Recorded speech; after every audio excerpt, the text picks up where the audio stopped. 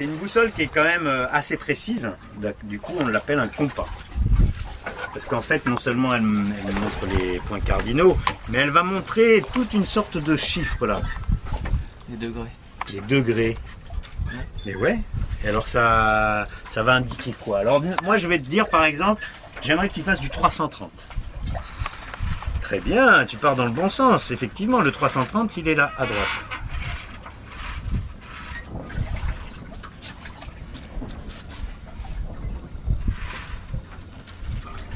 Voilà, tu vois, on se rapproche peu à peu du 330 et après il va falloir essayer de tenir le 330.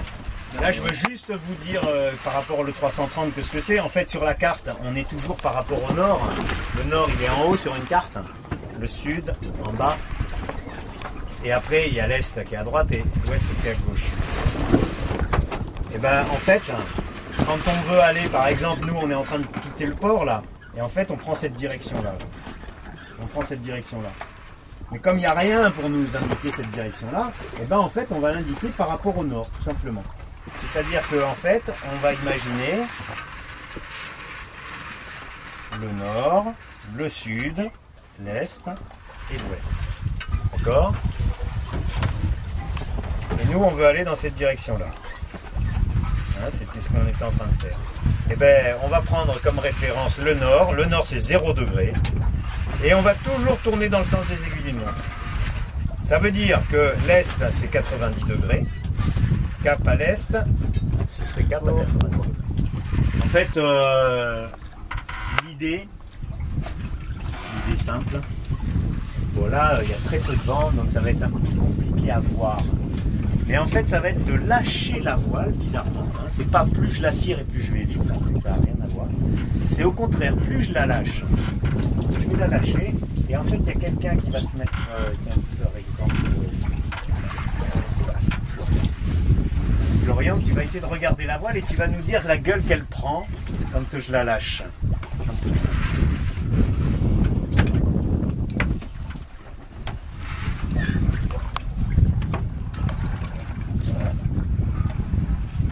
Donc là, je la lâche.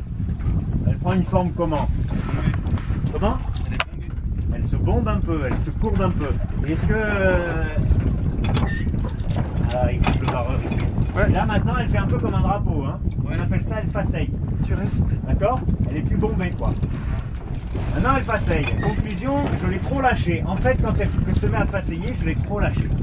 Et je vais la retirer jusqu'à ce qu'elle ne faceille plus. En gros, le bon réglage de la voile, c'est on va dire la limite du faceillement. Elle renvoie du vent sur la voile d'arrière. Donc là, eh ben, on va faire pareil. Avec les écoutes, on va lâcher peu à peu la baume jusqu'à ce que tu enlèves les taquets. Par contre, imagine que ça se mette à tirer très fort. Il faut toujours faire très attention en bateau parce que tu touches avec, voilà, tu touches avec des forces quelquefois qui te dépassent largement.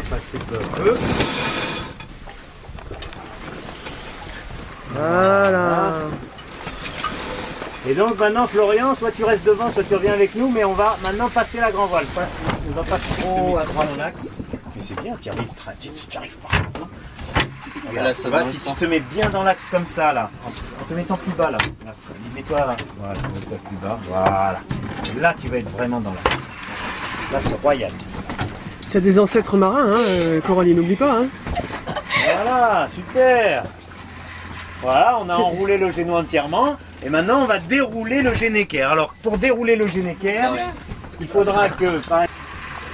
Et je suis pas forcément le vent. Hein. Tabalabalabalabam. Poum. Est-ce que Alexandre est prêt? Oui. Paré. Déroulez. Allez.